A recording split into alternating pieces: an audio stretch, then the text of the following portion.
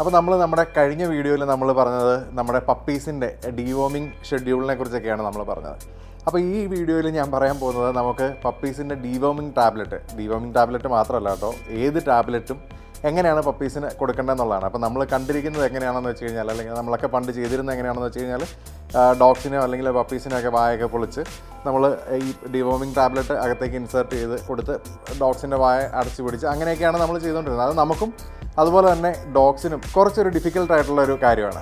അപ്പോൾ ആ ഒരു പ്രശ്നത്തിന് ഉള്ളൊരു സൊല്യൂഷനാണ് ഞാൻ കാണിക്കുന്നത്. അതായത് ഇതിൻ്റെ പേര് ഈസി പിൽ എന്നാണ്. Easy pill dog and cat. ഡോഗിന് കൊടുക്കാവുന്നതുണ്ട്, ക്യാറ്റിന് കൊടുക്കാവുന്നതുണ്ട്. രണ്ട് ഡിഫറെൻ്റ് ആയിട്ടുള്ള പ്രൊഡക്ട്സാണ്.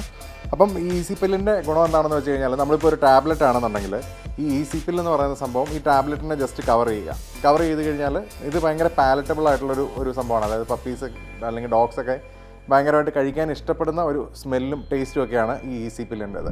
അപ്പോൾ ആ ടാബ്ലറ്റിനെ നമ്മൾ ജസ്റ്റ് ഈ ഈസി പില്ല് വെച്ചിട്ട് കവർ ചെയ്തിട്ട് നമ്മുടെ കയ്യിൽ വെച്ച് ഡോഗ്സിനോ അല്ലെങ്കിൽ ക്യാറ്റ്സിനോ ഒക്കെ കൊടുത്തു കഴിഞ്ഞ് കഴിഞ്ഞാൽ അവർ ഈസി ആയിട്ട് ആ ടാബ്ലറ്റ് ചൂസ് ചെയ്ത് കഴിച്ചോളും.